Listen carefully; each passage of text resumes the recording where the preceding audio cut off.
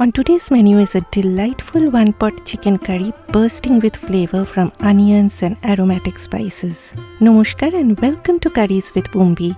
And today we will be making chicken do pyaza, where do in Hindi means two and pyaza coming from the word pyaz, that is onion. We will first make a ginger garlic paste. Blend the jar out and in goes ginger, garlic and 1/4 cup of water. Blend to a smooth paste.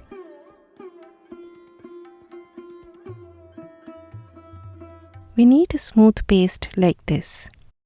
After taking out the ginger garlic paste, I added 1 large tomato to my blender. Here we are looking for a smooth puree like this. Next, moving on to marinating the chicken, I have taken bone-in skinless chicken thighs. You can also use a combination of drumsticks and thighs. In it goes a teaspoon of turmeric powder, a teaspoon of salt, 2 heaped teaspoons of plain unflavored yogurt. Then I will be using some of that ginger garlic paste and leave the rest of it for the gravy. A teaspoon of oil and freshly crushed black pepper. Mix everything and marinate for about half an hour. Next, coming to today's star of the show, the onions, that is pyaz.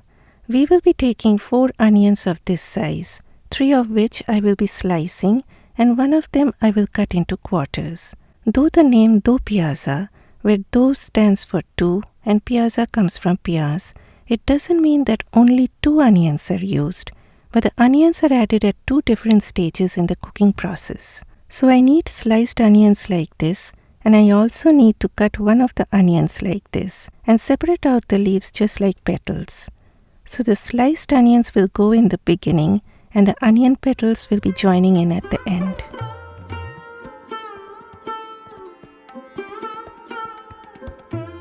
Next we will prep the yogurt. Please take out the yogurt from the fridge half an hour before starting to cook.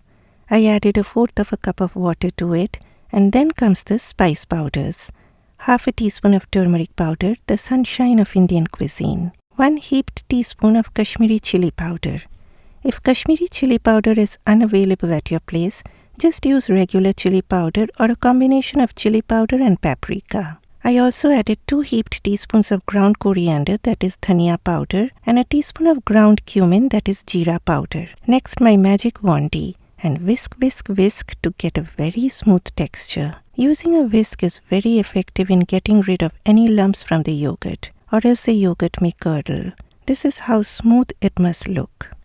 Okay, pot on medium heat with 4 tablespoons of oil. You do not have to stick to this proportion of oil, my friends. It is your kitchen and your do pyaza, so do whatever is best for you and your family. We need a dried bay leaf, 3 green cardamoms, 2 cloves, and an inch-long cinnamon stick or cassia bark.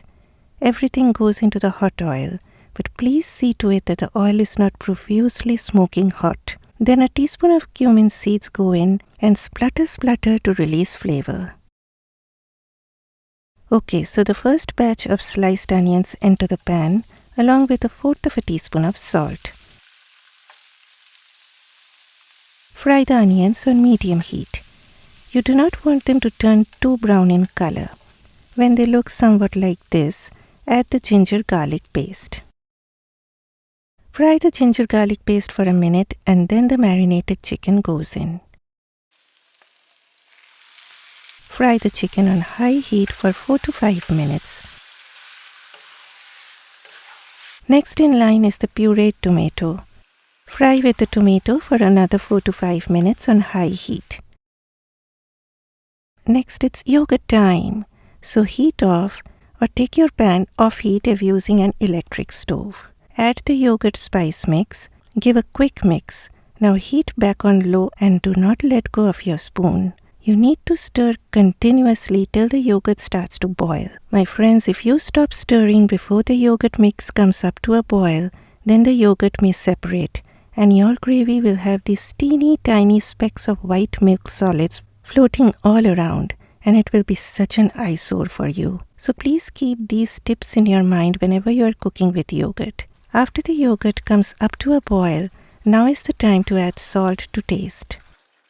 Cover on low heat and let it simmer away for 25 to 30 minutes or until the chicken gets tender.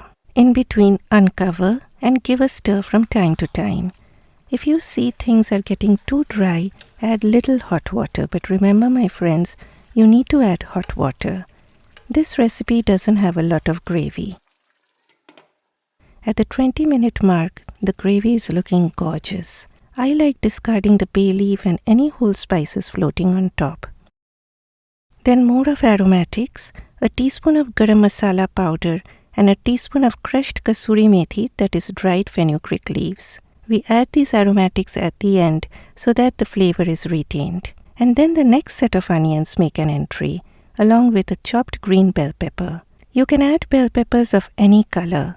At the same time, if you dislike bell peppers, please do not add them. Addition of bell peppers is totally optional. You can also stir fry the onions and bell peppers separately in a pan for a few minutes and then add it. I skipped that extra step and made this a one-pot dish. Do a taste test at this point.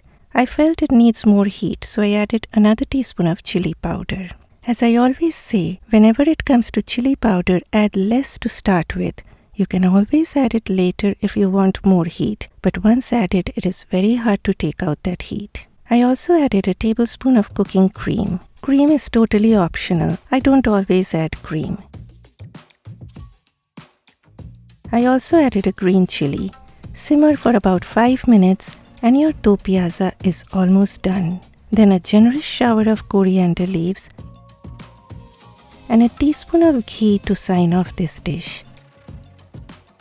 It has a creamy gravy with a sweetness from the onions, along with a slight note of sourness from the yogurt and tomato. Do a taste test at the end, and if you find the gravy sour to your taste, then please add a little bit of sweetness like a teaspoon of sugar or honey or maple syrup. Serve this with rice, roti or naan. Please click that like button for me and send me your feedback after trying this recipe.